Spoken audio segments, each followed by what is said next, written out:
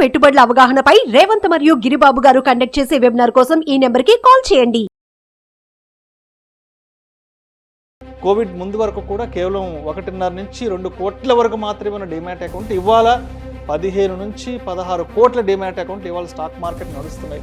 ఎందుకు ఇంత పెద్ద ఎత్తున మార్కెట్స్ క్రేజ్ వచ్చేసిందంటారు అసలు?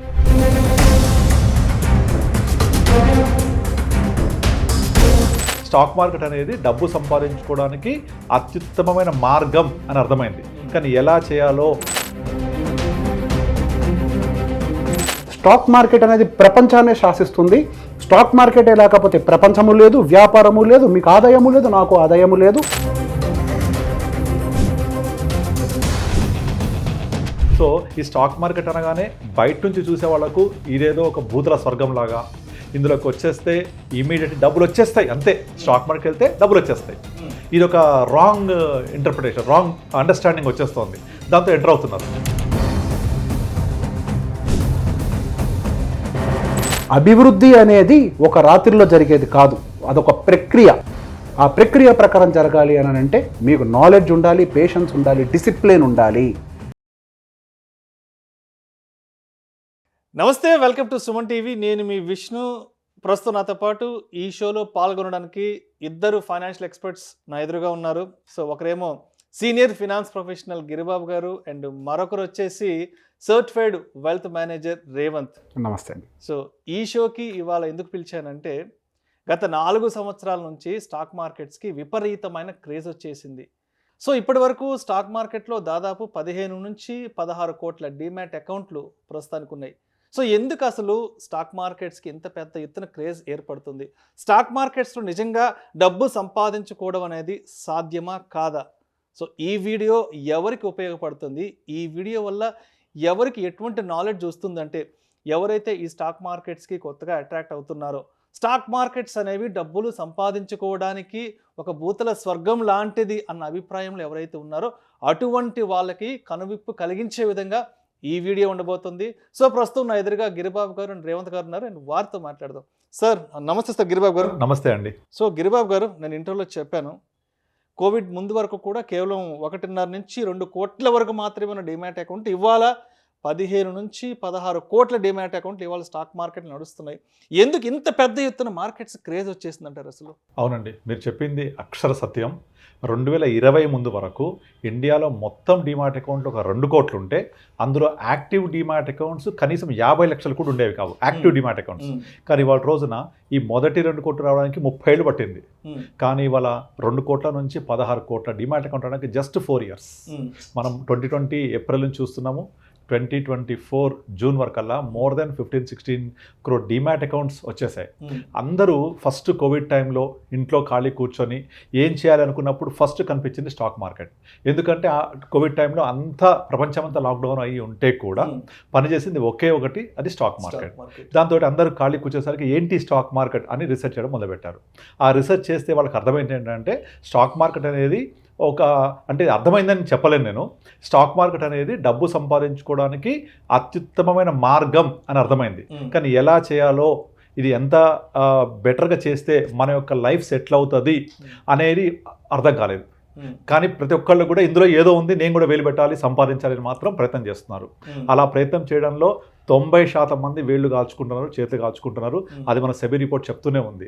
సో ఈ స్టాక్ మార్కెట్ అనగానే బయట నుంచి చూసే వాళ్ళకు ఇదేదో ఒక భూతల స్వర్గం లాగా, ఇందులోకి వచ్చేస్తే ఇమీడియట్ డబ్బులు వచ్చేస్తాయి అంతే, స్టాక్ మార్కెట్ వెళ్తే డబ్బులు వచ్చేస్తాయి, ఇది ఒక రాంగ్ ఇంటర్ప్రిటేషన్, రాంగ్ అండర్స్టాండింగ్ వచ్చేస్తుంది. దాంతో ఎంటర్ అవుతున్నారు. కానీ ఎంటర్ అయిన తర్వాత అసలు సత్యం బోధపడుతుంది. ఏంటి, స్టాక్ మార్కెట్ అనేది ఒక ఇన్వెస్ట్మెంట్ ప్లాట్ఫామ్, ఇది పెట్టుబడికి ఒక మంచి అనువైన ప్రదేశం అనే విషయాన్ని మర్చిపోయి ఎక్కువ మంది స్పెక్యులేట్ చేస్తూ ఈ స్పెక్యులేషన్ ద్వారా డబ్బు సంపాదించడానికి ట్రై చేస్తున్నారు. అక్కడ మిస్టేక్ అవుతున్నారు. యాక్చువల్లీ మీరు చెప్పినట్టుగా stock market is a place for creation of wealth is very much correct. ఇదే stock market Mukesh Ambani, Adani, India's world's richest పర్సన్స్ని క్రియేట్ చేసింది. ఇదే స్టాక్ మార్కెట్లో 90% నష్టపోతుందని సెబీ రిపోర్ట్ కూడా ఇస్తోంది. ఈ రెండింటి మధ్య ఒక తెలియని ఒక అంతరం అనేది ఏర్పడిపోతుంది. ఇందులో కేవలం ప్రాబ్లం ఎక్కడంటే అండర్స్టాండింగ్ తీసుకున్న ప్రాబ్లం. మన Revanth as a being a trader, so తన ఎక్స్పీరియన్స్ కూడా విందాం ఈ విషయంలో. సో మనము స్టాక్ మార్కెట్లో ట్రేడింగ్ చేసే వాళ్ళ ఆలోచనలు ఎలా ఉంటాయి, ఆ ఆలోచన నుంచి వాళ్ళు ట్రేడింగ్ ఎలా చేస్తారు, ఆ ట్రేడింగ్ చేసి అల్టిమేట్గా అసలు నేను పలాంది కొనంగానే తగ్గిపోతుంది, అమ్మగానే పెరిగిపోతుంది. మీరు ఎవరిని అడగండి ఇదే ఎక్స్పీరియన్స్ ఉంటుంది వాళ్ళకు. కొన్న స్టాక్ ఏమో తగ్గిపోద్ది, అమ్మేసిన స్టాక్ అప్పటిదాకా ఉంచుకుని అమ్మే స్టాక్ పెరిగిపోతుంది. సో మీరు ఇప్పుడే ఒక మాట అన్నారు, స్పెక్యులేషన్ అన్నారు. సో అంటే ఈ వీడియో ఎవరైతే కొత్తగా చూస్తున్నారో వాళ్ళకి అసలు స్పెక్యులేషన్ అంటే ఏంటి, ఎలా చేస్తారు దీన్ని? స్పెక్యులేషన్ అంటే ఏం లేదండి. ఫర్ ఎగ్జాంపుల్ రీసెంట్ జరిగిన ఎలక్షన్స్లో ఆంధ్రప్రదేశ్లో పలానా పార్టీ గెలుస్తుంది అని కొంతమంది బెట్టింగ్, పలానా పార్టీ గెలవదు అని ఒక బెట్టింగ్, పలానా వాళ్లకు ఇంత మెజారిటీ వస్తుంది బెట్టింగ్, ఐపీఎల్ మ్యాచ్లో పలానా వాళ్ళు టాస్ గెలుస్తాడు, పలానా టీం గెలుస్తుంది, నథింగ్ బట్ స్పెక్యులేట్ చేస్తే బెట్టింగ్ చేయడమే. ఇలాంటి ధోరణి మార్కెట్లో కూడా క్లియర్గా అదే చేస్తున్నారు. ఈ పలానా స్టాక్ పెరుగుద్ది, ఇగో పలానా వాళ్ళు పేపర్లో రాశాడు, లేకపోతే పలానా రీజన్స్ ఉన్నాయి పెరుగుద్ది. లిటరల్లీ బెట్టింగ్ చేయడమే దాని మీద. అంటే అంచనాలు ఊహాగానాల మధ్య పెట్టుబడి పెట్టడం ఎగ్జాక్ట్లీ. అంతేగాని ఈ పెట్టుబడి పెట్టేది దేనికోసం, ఈ పెట్టుబడి పెరిగి నా ఏ అవసరానికి ఉపయోగపడాలి, దీనివల్ల నా రిటైర్మెంట్ ప్లానింగ్ అవుతుందా, చిల్డ్రన్ ఎడ్యుకేషన్ పనికి వస్తుందా, మా పిల్లల మ్యారేజ్ కోసమా, లేకపోతే ఒక ఇల్లు కొనుక్కోవడానికి వెకేషన్ ప్లానింగ్, ఇలా ప్లానింగ్తో అనుగుణంగా పెట్టుబడి పెట్టడం కాకుండా ఊహిస్తూ ఇక్కడ కొంటే పెరుగుద్ది. టెక్నికల్ అనాలిసిస్, నిఫ్టీ కనుక పలానా లెవెల్ దాటితే ఇక్కడికి వెళ్తుంది, స్టాప్ లాస్ మెయింటైన్ చేయండి, ఈ లెవెల్ దాటితే స్టాప్ లాస్ దగ్గరికి, ఇదంతా కూడా స్పెక్యులేషనే. ఆ స్పెక్యులేషనే కొంపముంచుతుంది అంత అందరినీ. రేవంత్, మీరు ఒక ట్రేడర్గా మార్కెట్లో ఉన్నారు కాబట్టి, మీరు రియల్ టైం మార్కెట్స్లో డైలీ పార్టిసిపేట్ చేస్తుంటారు కాబట్టి, ఏంటి అసలు స్టాక్ మార్కెట్ అనేదానికి మీరేం చెప్తారు కొత్తగా ఈ వీడియో చూస్తున్న వాళ్ళకి? మీరు ఫస్ట్ వీడియో మొదలు పెట్టేటప్పుడు విత్ ఇన్ నో టైం మనకి 15 crore డీమ్యాట్ అకౌంట్స్ క్రియేట్ అయ్యాయి. సో మీరు గమనిస్తే 2020 సంవత్సరం నుంచి మొదలైంది. కరెక్ట్గా మనకి కోవిడ్ మనకి ఎప్పుడైతే స్టార్ట్ అయిందో మనకి ఇంటర్నెట్ యూసేజ్ ఒక రకంగా గ్లోబలైజేషన్ స్టార్ట్ అయింది విపరీతంగా. We started exploring new products. ఆ టైంలో ఇందాక మనకి సార్ చెప్పినట్టుగా అప్పుడు ఒకే ఒక రంగం పనిచేస్తుంది అంటే అది స్టాక్ మార్కెట్. సో ఏ రంగం అయితే పనిచేస్తుందో ఏ పని లేదు, ఒకటే పని చేస్తుంది. సో మన ఫోకస్ అందరి కళ్ళు వెళ్ళి దాని మీద పడ్డాయి. సో బేసిక్గా మన వాళ్ళందరికీ ఎలా ఉంటుంది అని అంటే కొత్త ఒక వింత. సో ఆ వింతని ప్రయత్నించే ప్రయత్నం. సో బేసిక్గా అందులోకి వెళితే ఇమీడియట్గా డబ్బులు వచ్చేస్తాయి, కష్టపడనవసరం లేదు, ఫిజికల్ వర్క్ అవసరం లేదు, ఒక రోజులోనే మనం డబ్బులు డబల్ చేసేయచ్చు. ఇట్లాంటి ఆలోచనని మార్కెట్లో చాలా మంది అబ్జర్వ్ చేయడం మొదలుపెట్టారు. దాన్ని కొంతమంది ఇన్ఫ్లుయెన్సర్స్ వాట్ ఎవర్ రకరకాల వాళ్ళు అడ్వాంటేజ్ తీసుకుంటారు వాళ్ళ వ్యూస్ అండ్ రెవెన్యూస్ కోసం. They started building A community around the stock market. So బేసిక్గా నాలెడ్జ్ ప్రొవైడింగ్ ఇస్ ఫైన్. కానీ ఇక్కడ ఎవరైనా కానీ ఫస్ట్ చెప్పాల్సింది ఏంటి అని అంటే స్టాక్ మార్కెట్లోకి ఏ రంగమైనా, ఆ స్టాక్ మార్కెట్ కానివ్వండి, మీరు డాక్టర్ అవ్వండి, ఇంజనీర్ అవ్వండి, అన్నిటికీ మూలం డిసిప్లిన్. అసలు రూల్స్, రెగ్యులేషన్స్, డిసిప్లిన్ ఇవి ఏవి లేకపోతే గెలవరు. మీరు ముందుగా ఈ లైఫ్ స్టైల్ని బిల్డ్ చేసుకున్న తర్వాత ఈ మార్కెట్లోకి రావాలి. స్టాక్ మార్కెట్ అనేది ప్రపంచాన్ని శాసిస్తుంది. స్టాక్ మార్కెటే లేకపోతే ప్రపంచము లేదు, వ్యాపారము లేదు, మీకు ఆదాయము లేదు, నాకు ఆదాయము లేదు. మొత్తాన్ని నిర్ణయించే స్టాక్ మార్కెట్లోకి మనం ఎంటర్ అవ్వాలంటే ఎంతో డిసిప్లిన్ అండ్ నాలెడ్జ్తో మనకి ఎందులోకి రావాలని చెప్పడం మానేసి జస్ట్ ఏదో ఈజీ వే, అదొక టోకెన్ మనీ, ఒక బెట్టింగ్ లాగా మీరు ఒక లాటరీ టికెట్ కొంటే మీకు ఇమీడియట్గా డబ్బులు వచ్చేస్తాయి అనే విధంగా దాన్ని ఒక రాంగ్ వేలో ప్రొజెక్ట్ చేయడం మొదలుపెట్టారు. ఒక విషయం గుర్తుపెట్టుకోవాలి, ఏ రంగంలో అయినా వ్యాపారం చేయొచ్చు, పెట్టుబడులు పెట్టచ్చు. అలానే స్టాక్ మార్కెట్లో కూడా మనం వ్యాపారం చేయొచ్చు, దాన్నే ట్రేడ్ అంటాం. ఆ వచ్చిన డబ్బుల్ని ఇన్వెస్ట్ చేయొచ్చు. ఇక్కడ ఎప్పుడైనా ఒక విషయం గుర్తుపెట్టుకోవాలి, రాకేష్ జుంజున్వాలా గారు ఫస్ట్లో ఒక ట్రేడర్గా నేను కెరియర్ మొదలు పెట్టారు. ఆయన కూడా ఒకటే మాట చెప్తారు, ట్రేడర్గా నేను డబ్బులు సంపాదిస్తాను, కానీ ఆ డబ్బులు ఎదగాలి అని అంటే పెట్టుబడి పెట్టాలి. నేను ట్రేడింగ్లో డబ్బులు సంపాదించి వాటన్నిటినీ తీసుకెళ్ళి లాంగ్ టర్మ్ ఇన్వెస్ట్మెంట్స్లో, అంటే మనకి ఏవైతే మనకు బాగా మాట్లాడుకునేది టైటాన్ అని ఎక్కడ కొన్నారు, 40 రూపాయల దగ్గర ఎక్కడో కొన్నారు, ఈరోజు దాని రేటు అది ఒక long term perspective, wealth creation. వ్యాపారంలా చేయాలన్నా కానీ ఒక వ్యాపారస్తుడికి ఆ వ్యాపారం మీద పూర్తి అవగాహన ఉండాలి. ఒక వ్యాపారం మొదలుపెట్టేవాడికి ఎప్పుడు మొదటి సూత్రం ఒకటి చెప్తారు, నీ కింద పనిచేసే వర్కర్ రాకపోయినా నువ్వు దిగి పనిచేసే టాలెంట్, ఆలోచన, పని విధానం నీకు తెలుసు ఉండాలి. నీకు అది తెలియదు అనుకో, నీకు ఆ వ్యాపారమే పనికిరాదు. అట్లాంటిది నువ్వే ఇక్కడ కూర్చొని పనిచేస్తున్నావు అండ్ నీకు దీనికి సంబంధించిన పూర్తి అవగాహన లేకుండా ఇందులోకి వచ్చి నువ్వు డబ్బులన్నీ పెట్టుబడి పెడితే చేతుల కాలకి ఏమవుతుంది? ఇంకొకటి చెప్తాను, expectation against the returns. So బేసిక్గా ఏ వ్యాపారమైనా అండి డీసెంట్ రిటర్న్ అని అంటే యావరేజ్గా 50-60% per annum return on investment. Break even ఏ వ్యాపారానికైనా ఎంత ఉంటుంది అని అంటే 2 సంవత్సరాలు 3 సంవత్సరాలు అని చెప్తారు. కానీ ఇక్కడికి వచ్చేసరికి 1 monthలో ఎక్స్పెక్ట్ చేస్తారు. అదెలా సాధ్యం అవుతుంది? మీరు డీసెంట్ రిటర్న్స్ తోటి డిసిప్లిన్ తోటి మంత్ ఆన్ మంత్ గ్రో చేసుకుంటూ వెళ్తే మీరు ఒక స్థాయికి ఎదుగుతారు. అభివృద్ధి అనేది ఒక రాత్రిలో జరిగేది కాదు, అదొక ప్రక్రియ. ఆ ప్రక్రియ ప్రకారం జరగాలి అని అంటే మీకు నాలెడ్జ్ ఉండాలి, పేషెన్స్ ఉండాలి, డిసిప్లిన్ ఉండాలి. ఏవైతే డబ్బులు సంపాదిస్తున్నారు, నేను కూడా ఒక ట్రేడర్నే. డబ్బులు సంపాదించిన తర్వాత మళ్ళీ తీసుకెళ్ళి మొత్తం అందులో పెట్టాం, వాటిని తీసుకొచ్చి మళ్ళీ పెట్టుబడులు పెడతాం.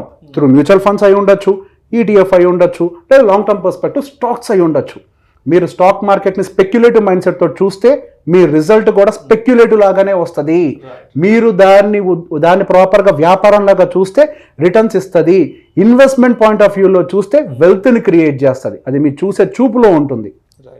సో గిరిబాబు గారు, ఇప్పుడు స్టాక్ మార్కెట్స్ అంటే స్పెక్యులేషను, నష్టాలు, మార్కెట్ కూలిపోతుంది రెగ్యులర్గా వింటుంటాం. బట్ ఒక దేశం యొక్క ఆర్థికాభివృద్ధి, ఒక దేశం యొక్క అభివృద్ధికి చిహ్నమే స్టాక్ మార్కెట్ అంటారు కదా. మరి ఇక్కడెందుకు మళ్ళా ఇది పాజిటివ్గా మారిపోయింది అంటారు? అంటే ఒక కంట్రీ యొక్క ఎకానమీ బాగుందా లేదా ఏంటి అనేది డిసైడ్ చేసేది ఆ దేశం యొక్క స్టాక్ మార్కెట్ అంటాం కదా. మళ్ళీ ఇక్కడెందుకు ఇది మళ్ళీ పాజిటివ్గా మారిపోయింది? ఇక్కడ ఎందుకు మారిందంటే, ఇప్పుడు ఒక దేశం యొక్క సపోజ్ ఇండియా తీసుకోండి, మన ఎకానమీ జీడిపి ప్రజెంట్ ఎంత ఉంది? అరౌండ్ $4 trillion ఎకానమీ ఉంది. సో ఈ ఎకానమీ డాలర్ని మన government of India aiming for $10 trillion ఎకానమీకి తీసుకెళ్లాలని మనం ప్లాన్ చేస్తున్నాం. అలాగే అమెరికా ఇవాళ $30 trillion ఎకానమీ అది. సో ఇట్లా ఒక కంట్రీ యొక్క జీడిపిని మనం కొలిసేటప్పుడు ఆ కంట్రీ యొక్క GDP always in line with the market capitalisation of the country stock market. For example, ఇప్పుడు ఇండియన్ జీడిపి నియర్లీ $4 trillion ఉంటే మన స్టాక్ మార్కెట్ కూడా $4 trillion ఎకానమీ ఉంటుంది. ఇక్కడ ఒక చిన్న లాజిక్ అర్థం చేసుకోండి. మనం జీడిపిలో ఉండే అసలు ఏంటి జీడిపి అంటే? Total gross domestic product of all the companies of India and individuals wealth అంతా కలిపి. సో ఈ జీడిపి పెరుగుతోంది అంటే నథింగ్ బట్ మీ సంపద, నా సంపద, ఈ కంపెనీస్ యొక్క అందరి సంపద పెరుగుతున్నట్టే కదా. కనుక మన జీడిపి 10 ఏళ్ల క్రితం ఎంత ఉంది, ఇవాళ ఎంత ఉంది? పెరిగింది కదా. $1 trillion ఉండే 15 years back, today $4 trillion, 4 times పెరిగింది. సో ఈ 4 నుంచి 10 trillion, అక్కడ నుంచి 30 trillion బై 2050కి ప్లాన్ చేస్తున్నాం. అంటే 4 trillion నుంచి 30 trillion, 30 నుంచి 50 trillion అవుతే మార్కెట్ క్యాపిటలైజేషన్ పెరుగుతుంది కదా. సో సింపుల్గా జీడిపి అంటే జనానికి అర్థం కాకపోవచ్చు, అది ఎక్కడ నెంబర్ కనపడదు, కానీ స్టాక్ మార్కెట్ కనపడుతోంది ప్రతిరోజు. ఈరోజు సెన్సెక్స్ ఎంత ఉంది అంటే దీని మార్కెట్ క్యాప్ ఇంత పెరిగింది.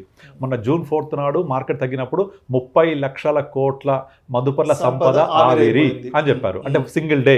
మన 30 లక్షల కోట్ల సంపద రావడానికి ముందు ఈనాడులో హెడ్డింగ్ వచ్చింది. అది అదే పేపర్లో చిన్న బాక్స్ ఐటమ్ కూడా ఉంటుంది.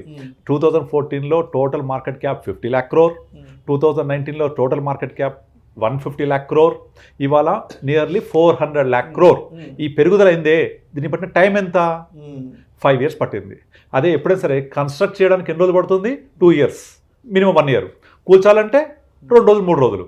కనుక ఆ కూలిపోయిన దాని గురించి మనం మాట్లాడుతున్నాం, అదే హైలైట్ అవుతుంది. కానీ ఈ మార్కెట్ క్యాప్ కన్స్ట్రక్ట్ అవ్వడానికి ఎంత టైం పట్టింది అనేది గమనిస్తే జీడిపి కూడా అలాగే స్లోగా పెరుగుతూ ఉంటుంది. ఆ పెరుగుతున్నప్పుడు ఆటోమేటిక్గా దాంతోపాటుగా మార్కెట్ క్యాపిటల్ పెరుగుతుంటుంది. అంటే మనం సింపుల్గా ఆ దేశం అభివృద్ధి చెందుతుంది అంటే ఆ స్టాక్ మార్కెట్ని చూస్తే మనకు అర్థమైపోద్ది. చాలామంది అడుగుతుంటారు, స్టాక్ మార్కెట్స్కి సంబంధించి హెడ్డింగ్స్ వస్తుంటాయి, ఇన్ని లక్షల కోట్ల సంపద ఆవిరైపోయింది, వెళ్ళిపోయింది అంటుంటారు కదా. ఈ సంపద ఎక్కడికి వెళ్తుంది? అంటే ఈ సంపద ఏమైనా భూమిలోకి వెళ్ళిపోతుందా, నష్టపోయింది, లేదంటే ఇదేమైనా గాల్లోకి వెళ్ళిపోతుందా, ఎక్కడికి పోతుంది ఈ సంపద అని అడుగుతుంటారు. ఈ 30 లక్షల కోట్లు, 10 లక్షల కోట్లు, 1,00,000 కోట్లు అని మాట్లాడుకుంటున్నాం కదా. అంటే ఇవాళ మార్కెట్లో ఇంత నష్టపోయాం కదా, ఈ డబ్బంతా ఈ నష్టపోయిన డబ్బు ఎక్కడికి వెళ్తున్నట్టు? ఇది నష్టపోయిన డబ్బు అనేది ఎక్కడికి వెళ్ళదు. ఇది ఒక మార్కెట్ వాల్యుయేషన్ క్రియేట్ అయినది తగ్గిపోయింది. ఉదాహరణకి ఒకటి చెప్తా మీకు. ఫర్ ఎగ్జాంపుల్, మన ఏరియాలో ల్యాండ్ ఒక 15 సంవత్సరాల క్రితము 10,000 రూపాయలు గజం ఉండే. ఇవాళ అదే ఏరియాలో ల్యాండ్ గజము ₹1,00,000 అయింది. మరి 10,000 రూపాయలు ₹1,00,000కి ఎలా వచ్చింది? సరే, 10 లక్షల రూపాయలు ఇవాళ ఉంది. సడన్గా అక్కడ అనుకున్న ప్రాజెక్ట్ రావట్లేదు, ఏదో ఆ ల్యాండ్ మీద నుంచి హైటెన్షన్ వైర్ వెళ్తోంది, కనుక దానికి డిమాండ్ తగ్గిపోతుంది. అంటే అదే ₹1,00,000 గజం ఉన్నది 20,000 గజం చెప్పిన ఎవరు కొనరు. అంటే ఇక్కడ వాల్యూ ఎక్కడి నుంచి వచ్చింది? Demand and supply. Demand and supply always determines the price. ఇక్కడ ల్యాండ్ ఎప్పుడు కాన్స్టెంట్, స్టాక్ మార్కెట్లో షేర్లు ఎప్పుడు కాన్స్టెంట్, అంటే ఎప్పుడు కూడా మారవు అవి నెంబర్ అది. కానీ డిమాండ్ అనేది మారుతూ ఉంటుంది, తగ్గుతూ పెరుగుతూ ఉంటుంది. Supply is constant. ఆ డిమాండ్ పెరిగినప్పుడల్లా ప్రైస్ పెరుగుతుంది. ప్రైస్ పెరగడం అంటే వాల్యూ పెరిగినట్టు. ఇప్పుడు సపోజ్ మీరు 2015 నుంచి తెలంగాణ మూమెంట్ అయిపోయి మళ్ళీ గవర్నమెంట్ ఫామ్ అయిన దగ్గర నుంచి 15 నుంచి 20 to 23 వరకు కంటిన్యూస్గా ల్యాండ్ రేట్స్ పెరుగుతున్నాయి. ఎలా పెరిగాయి? మన వెంచర్స్లో చేస్తూ ఉంటాం. ఇవాళ ఒక రేట్ ఉంటుంది, జూలై 1 నుంచి రేట్ పెంచేస్తారు. ఎలా పెరుగుద్ది అది? ఇవాళ 10,000 గజ 10,000 రేట్ అంటాడు, జూలై 1 నుంచి 15,000 అంటాడు. ఈ 5,000 ఎక్కడ పెరిగింది? ఎలా పెరిగింది? ఎందుకు పెరిగింది? అసలు సింపుల్గా ఇక్కడ డిమాండ్ ఎక్కువ ఉంది. ఇవాళ కనుక నువ్వు కొనకపోతే మిగతా వాళ్ళు వస్తున్న వాళ్ళకి అమ్మేస్తా. కనుక ఈ లాస్ట్ 8 yearsలో రియల్ ఎస్టేట్లో చూడండి, ఫర్ ఎగ్జాంపుల్ ఎన్ఆర్ఐస్ మన లోకల్లో ఇక్కడ ఉండేవాళ్ళు పర్సనల్ లోన్ తీసుకొని అప్పు తీసుకొని ఇక నేను కొనకపోతే రేపు ఆ ధర పెరిగిపోతుంది. Nothing but speculation again. అలా విపరీతం కొనుక్కుంటూ పోయారా? ఇప్పుడు ఏమైపోయింది? అమ్మిన వాడి దగ్గర డబ్బులు వచ్చేసినాయి, కొనుక్కున్న దగ్గర ల్యాండ్ వచ్చేసింది. సేమ్ స్టాక్ మార్కెట్ అదే జరుగుతుంది. అలా విపరీతంగా మనం వెనకబడుతూ ఉండి కొనుక్కుంటూ పోతే మన దగ్గరికి షేర్ సర్టిఫికేట్ అంటే పేపర్లు వస్తాయి, అమ్మిన వాడి డబ్బులు పోతాయి. మళ్ళీ వీటిని కొనే డిమాండ్ రావాలి. డిమాండ్ వస్తే దీని ప్రైస్ పెరిగితే అప్పుడు మళ్ళీ మన డబ్బులు మనకు వస్తాయి. మనం ఏం చేస్తాము? స్పెక్యులేట్ చేస్తాం. దీని డిమాండ్ పెరుగుద్ది, ధర పెరుగుద్ది, వాల్యూ పెరుగుద్ది కనుక నేను కొనిపెట్టుకుంటాం. ముందే పెరగకపోతే వెయిట్ చేస్తూ ఉంటాం, నష్టపోతాం. సో ఇక్కడే డిమాండ్ సప్లై అనేది వాల్యూ క్రియేట్ చేస్తుంటుంది. మీరు అన్నారు కదా ఇప్పుడు వాల్యూ ఎక్కడ పోయిందని, ఎక్కడికి పోదు వాల్యూ. అది ఆ వాల్యూ క్రియేట్ అవుతుంటుంది, డెస్ట్రాయ్ అవుతుంటుంది value, depending on supply and demand. Supply constant ఉండి డిమాండ్ పెరుగుతూ ఉంటే వాల్యూ క్రియేట్ అవుతూ ఉంటుంది. డిమాండ్ లేకపోతే వాల్యూ డౌన్ అవుతూ ఉంటుంది. మీరు ఐపీఓస్ చూస్తూ ఉంటాం మనం. ఒక్కొక్క ఐపీఓస్లో విపరీతంగా 100 times 200 times అప్లై చేస్తుంటారు. అక్కడ సప్లై కాన్స్టెంట్, అందరికి రావు. సో ప్రైస్ లిస్టింగ్ అయిన రోజే డబల్ అయిపోతుంది. సో అట్లా వాల్యూ క్రియేట్ అవుతూ ఉంటుంది. అలా వాల్యూ క్రియేట్ అయ్యే రంగం ఏమైనా ఉంది అంటే ఇది ఒకటే. సో ఆ వాల్యూని మనం అర్థం చేసుకోవాలి. ఈ వాల్యూ దేనికోసం ఉపయోగించుకోవాలి? నేను నా ఈ పెరిగిన వాల్యూని, పెంచుకున్న వాల్యూని నా పర్టికులర్ గోల్ రీచ్ అవ్వడానికి వాడుకోవాలి. అలా కాకుండా ఈ రోజున స్మార్ట్ ఫోన్ చేతిలో ఉన్న ప్రతి ఒక్కరూ అనలిస్ట్ అయిపోయారు. అండ్ యూట్యూబ్లో మనం చాలా మందిని చూస్తుంటాం, ఇన్ఫ్లుయెన్సర్స్. వాళ్ళందరూ కూడా ఇన్ఫ్లుయెన్సర్స్ కూడా వాళ్ళ యొక్క పర్స్పెక్టివ్ చెప్తుంటారు. అది అడ్వైజా, సమాచారమా? ఇక్కడ మిస్ అవుతున్నారు జనాలందరూ. అది చెప్పే సమాచారాన్ని అడ్వైస్ కింద తీసుకుంటున్నారు. అక్కడే మిస్టేక్ జరుగుతోంది. రైట్ రేవంత్, మీ దగ్గరకు వస్తున్నాను. చెప్పండి సార్. ఒక ఏ అనే పర్సన్, ఒక బి అనే పర్సన్. సో ఏ అనే పర్సన్ ₹1,00,000 పెట్టుబడి పెట్టాడు స్టాక్ మార్కెట్లో. బి అనే పర్సన్ కూడా ₹1,00,000 ఇన్వెస్ట్ చేశాడు. స్టాక్ మార్కెట్స్కి సంబంధించిన ఆ స్ట్రాటజీస్, ఆ క్యాండిల్ స్టిక్స్, ఆ గ్రాఫులు, ఈ ప్యాటర్న్స్ ఏవైతే ఉన్నాయో ఏ అనే పర్సన్ అదే నేర్చుకున్నాడు, బి అనే పర్సన్ అదే నేర్చుకున్నాడు. ఇద్దరు ఒకే సబ్జెక్ట్, ఒకటే టెక్స్ట్ బుక్ అనేది ఇద్దరికి ఒకటే. అంటే సిలబస్ ఏదైతే ఉందో స్టాక్ మార్కెట్కి సంబంధించిన సిలబస్, టెక్స్ట్ బుక్ సిలబస్ ఏదైతే ఉందో ఏ అదే నేర్చుకున్నాడు, బి అదే నేర్చుకున్నాడు. ఏ ₹1,00,000 పెట్టాడు, బి ₹1,00,000 పెట్టాడు. బట్ ఎందుకు ఏ నష్టపోతున్నాడు, బి సంపాదించుకుంటున్నాడు, లేదంటే బి నష్టపోతున్నాడు, లేదంటే ఏ సంపాదించుకుంటాడు? సో ఎందుకంటారు? ఎక్కడ తేడా కొడుతుంది? ఇద్దరు నేర్చుకుంది ఒకటే సబ్జెక్ట్ కదా మార్కెట్ గురించి. ఇప్పుడు అందరూ ఒకటే స్కూల్లో చదువుతారు, ఒకళ్ళకే ఫస్ట్ ర్యాంక్ వస్తుంది. ఆ ఫస్ట్ ర్యాంక్ వచ్చిన వాళ్ళు ఐఐటి అని అవ్వచ్చు కానీ సైంటిస్ట్ కాకపోవచ్చు. కానీ అందులో మిడిల్ నార్మల్గా యావరేజ్గా చదివేవాడు సడన్గా పెద్ద పొజిషన్కి వెళ్ళిపోయినట్టు కబుర్లు కూడా చాలా వినే ఉంటాం. ఇక్కడ ఉండే ఒకే ఒక తేడా ఏంటంటే పర్స్పెక్టివ్. మనం దాన్ని ఏ కోణంలో చూస్తున్నాం, దాన్ని ఎలా అర్థం చేసుకుంటున్నాం. అది స్టాక్ మార్కెట్ అయి ఉండొచ్చు, బయట ప్రపంచం అయి ఉండొచ్చు, నిరంతరం మారిపోతూనే ఉంటుంది. మనం ఏదైతే టెక్స్ట్ బుక్లో చూస్తున్నామో అది ఓల్డ్ సిలబస్. ఆల్రెడీ ఇంతకుముందు జరిగిన దాన్ని మనకు ఒక సిలబస్ రూపంలో టర్మినాలజీ అర్థమయ్యే విధంగా మాత్రమే అందులో మనకి ఎక్స్ప్లెయిన్ చేయడం జరుగుతుంది. సో బయటకు వచ్చిన తర్వాత దాన్ని ఇంప్లిమెంట్ చేసేటప్పుడు మనం కరెంట్ ఉన్నటువంటి మార్కెట్ సినారియో ఏంటి, సో మన మైండ్ సెట్ దాన్ని ఎంతవరకు తీసుకోగలుగుతుంది. మీరు అన్నారు ఏ అని, బి అని. ఏ అనే వ్యక్తి రిస్క్ రివార్డ్కి సంబంధించి తన సైకాలజీని ప్రాపర్గా కంట్రోల్ చేసుకోగలుగుతాడు. Psychology matters. బి అనే వ్యక్తి వచ్చేసరికి లాస్ కిందకు వచ్చే టైంకి అమ్మో నా స్టాప్ లాస్ హిట్ అయిపోతుందో అని స్టాప్ లాస్ని కిందకి రివైజ్ చేస్తాడు. అదే టార్గెట్ విషయానికి వచ్చేసరికి పైకి వెళ్తుంది కదా దాన్ని రివైజ్ చేస్తాడు. ఇక్కడ ఇతనికి వచ్చేసరికి సైకాలజీ మీద కంట్రోల్ ఉండదు, ఇతనికి వచ్చేసరికి సైకాలజీ మీద కంట్రోల్ ఉంటుంది. సో బేసిక్గా ఇతను మార్కెట్ని అర్థం చేసుకున్నాడు. అర్థం చేసుకోవటానికి నాకు అర్థం అయిపోయింది అని అనుకోవటానికి మధ్యలో ఉండే వ్యత్యాసంలోనే ఈ ఏ బీలకు మధ్యలో వచ్చేటువంటి డిఫరెన్స్. మార్కెట్లో ఎప్పుడు చెప్పా ఒకటే మాట, syllabus what ever the strategy, నేను వాడే స్ట్రాటజీ యాజ్ ఇట్ ఈస్గా పేపర్ మీద రాసిచ్చినా కానీ దాన్ని మీరు సక్సెస్ఫుల్గా ఇంప్లిమెంట్ చేయలేరు. ఎందుకు అనంటే ఆ స్ట్రాటజీ నా సైకాలజీకి అనుకూలంగా నిర్మించబడింది. దీనికి ఒక ఉదాహరణ చెప్తాను. రీసెంట్ గా కామెంట్ లో చూసాను నేను, ఇంత మాట్లాడుతున్నారు ఒక స్ట్రాటజీ ఇచ్చేయచ్చు కదా అని. నాకు పాపం అనిపించింది, అరే ఇంకా స్ట్రాటజీలు అడుగుతున్నారా, మీరు ఎన్నో స్ట్రాటజీలు యూట్యూబ్లో చూసుంటారే, ఒక స్ట్రాటజీ అయినా పనిచేసిందా?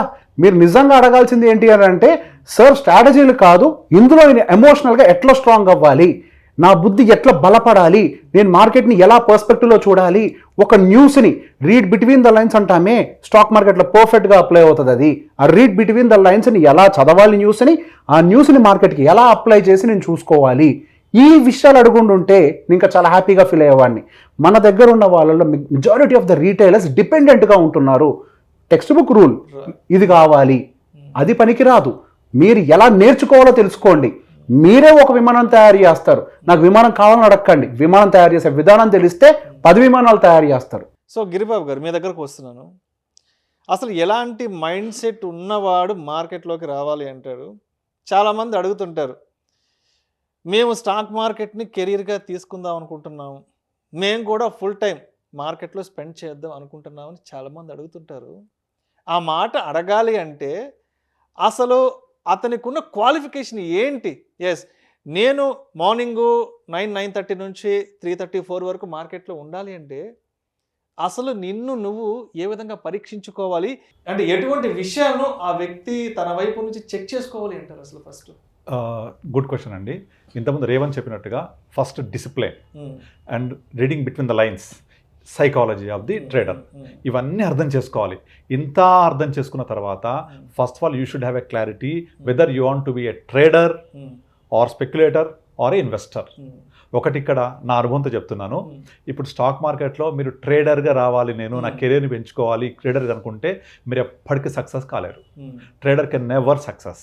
ట్రేడర్ అంటే నథింగ్ బట్ స్పెక్యులేషన్. ఇప్పుడు మీరు నార్మల్గా సెబీ, నేను చాలాసార్లు చెప్తుంటాను, సెబీ ఆల్రెడీ చెప్తోంది 90% traders losing, traders underline losing. Zerodha CEO, 93% of traders are losing. The remaining 7% not even making better than FD returns. ఇక్కడ ట్రేడింగ్ గురించి మాట్లాడుతున్నారు. సో మీ కెరియర్ ట్రేడర్గా కావాలా, స్పెక్యులేటర్ అంటే ట్రేడర్ స్పెక్యులేటర్ కావాలా, ఇన్వెస్టర్ కావాలా, ఇది ఫస్ట్ మీ క్లారిటీ ఉండాలి. నెంబర్ 2 డిసిప్లిన్ ఉండాలి. నెంబర్ 3 ఎమోషన్స్ కంట్రోల్ చేసుకోగలగాలి. నెంబర్ 4 స్టాక్ మార్కెట్ అంతా కూడా గ్రీడ్ అండ్ ఫియర్ మధ్య నడుస్తుందండి. గ్రీడ్ అండ్ ఫియర్, అగో మార్కెట్ పెరిగిపోతుంది, గ్రీడ్ వచ్చేస్తుంది, పడిపోతుంది, ఫియర్ వచ్చేస్తుంది. ఫియర్ అయినా గ్రీడ్ అయినా మీలో స్థితప్రజ్ఞత ఉండాలి. కొద్దిగా పెరగగానే నాకు గ్రీడ్ వచ్చేసి అమ్మేసుకోవాలి, లవం కొనాలి అనుకోవద్దు, పడిపోగానే భయపడిపోయి పారిపోవద్దు. ఈ క్వాలిటీస్ ఐ రిపీట్ అగైన్, నార్మల్గా మనము డిసిప్లిన్, డెడికేషను, ఇవన్నిటితో పాటుగా సైకాలజీ, దీంతో పాటుగా మీకేం కావాలి, ఫస్ట్ ఆఫ్ ఆల్ ట్రేడరా ఇన్వెస్టరా, ఇది అర్థం చేసుకొని రంగంలో దిగాలి. తర్వాత ఇన్వెస్టర్స్కి నేను ఒకటి చెప్తాను, మీకు ఇది కెరియర్గా ఎంచుకోవాల్సిన అవసరం లేదు, మీకు ఇది కెరియర్ లేదు, కానీ ఇది ఒక సంపద సృష్టించే ఒక అద్భుతమైన లార్జర్ దెన్ లైఫ్ ఇది స్టాక్ మార్కెట్ అనేది. అందులో క్రియేట్ అయ్యే సంపదని మీరు కూడా మీ పొంది మీ బాగా కేక్ మీరు తీసుకొని మీ యొక్క లైఫ్ గోల్స్ కన్వించుకోవడానికి ఉపయోగించుకుంటే ఇంతకు మించిన ప్రదేశం ఇంకొకటి లేదు. Because I'm the example for that. నేను నోవేర్ నుంచి సమ్వేర్కి వచ్చానంటే యాజ్ ఎ ఇన్వెస్టర్గా ఇన్వెస్ట్ చేస్తూ దీంట్లో జరిగే సృష్టించబడే సంపదలో నేను భాగం కావాలి, ఆ సంపద నేను పొందగలగాలి అనుకుంటేనే ఇక్కడ రావాలి. అంతేగాని నేను స్పెక్యులేట్ చేస్తాను, ఓవర్ నైట్ నేను గెయిన్ చేస్తాను అనేది, ఇప్పుడు రేవంత్ చెప్పాడు ఇంతకుముందు, ప్రతి దానికి ఒక టైం ఉంటుంది, ఒక రిటర్న్స్కి ఒక టైం ఉంటుంది, ఒక దాని ఏమంటారు మన కట్ ఆఫ్ టైం లాగా ఒక బ్రేక్ ఈవెన్ పాయింట్ ఉంటుంది. ఏం లేదు, బ్రేక్ ఈవెన్ పాయింట్ అంతా ఓవర్ నైట్ రావాలి. బ్రేక్ ఈవెన్ పాయింట్ అంటే నేను ఇవాళ ఇన్వెస్ట్ చేస్తే నాకు రేపు పొద్దున రావాలి. సో ఎవరైనా స్టాక్ మార్కెట్ ఇన్వెస్ట్ చేసి మా అమ్మాయిని పెళ్లి చేశాను, మా అబ్బాయిని విదేశాలు పంపించా, ఇల్లు కట్టని చెప్తారు ఎవరైనా? ఎవరు చెప్పరు. కానీ మీరు మ్యూచువల్ ఫండ్ ఇన్వెస్ట్ చేసి మ్యూచువల్ ఫండ్ ద్వారా డబ్బులు చేసుకొని నేను మా అబ్బాయికి చదువు చెప్పించా, ఈ సంపద సృష్టించడానికి ఒక మార్గం కూడా ఉంది. That is mutual fund nothing but. మీకు ఏం చేయాలో తెలియకపోతే, ఏ షేర్ కొనాలో తెలియకపోతే, ఎప్పుడు కొనాలో తెలియకపోతే mutual funds will do better. ఒక చిన్న ఎగ్జాంపుల్ చెప్పి కంక్లూడ్ చేస్తాను. ఇప్పుడు మీరు గత 25 హిస్టరీ తీసుకోండి. 25 ఇయర్స్ నుంచి ఇప్పటిదాకా సెన్సెక్స్లో ఉన్న మొత్తం స్టాక్స్లో కేవలం 6 మాత్రమే రిపీట్ అవుతున్నాయి అప్పటి నుంచి ఇప్పటిదాకా. మిగతా 24 షేర్లు మారిపోతూ వస్తున్నాయి. అంటే సెన్సెక్స్లో యాక్చువల్గా క్వాలిటీ షేర్సే కదా ఉండేది, ఆ క్వాలిటీ షేర్స్ కూడా క్వాలిటీ కోల్పోతున్నాయి. కానీ మనం తీసేస్తున్నారు వాటిని. ఈ 6 షేర్స్ ఉన్నాయి, రిలయన్స్ ఒకటి, HUL, L and T, TCS, Tata steel, Tata power, ఈ 6 మాత్రమే ఉన్నాయి అప్పటి నుంచి ఇప్పటిదాకా. మిగతా 24 షేర్లు సెన్సెస్లోకి వచ్చిన తర్వాత మళ్ళీ వాటిని క్వాలిటీ పోయి వెళ్ళిపోతున్నాయి. మరి మీరు అలా చేయగలుగుతారా? మీ పోర్ట్ఫోలియోని అలా రివ్యూ చేయగలుగుతారా? వాటితో ట్రావెల్ చేయగలుగుతారా? మీరు 2005 నుంచి ఇప్పటిదాకా ఉన్న అన్ని షేర్లు తీసుకుంటే గుప్పటి షేర్లు కూడా సంపద సృష్టించలేదు, చాలా తక్కువ. ఆ సృష్టించినవి కూడా సిఏజిఆర్ తీసుకుంటే 22-25 నుంచి ఉండదు. కానీ సేమ్ 25 ఇయర్స్లో 25 ఇయర్స్ బ్యాక్ ఉన్న ఏ మ్యూచువల్ ఫండ్ తీసుకోండి, ఇవాళ ప్రతి ఒక్కటి 1 లక్ష ఇన్వెస్ట్ చేసి ఇవాళ మోర్ దెన్ 1 crore ఉంది, మోర్ దెన్ 1 crore ప్రతి మ్యూచువల్ ఫండ్.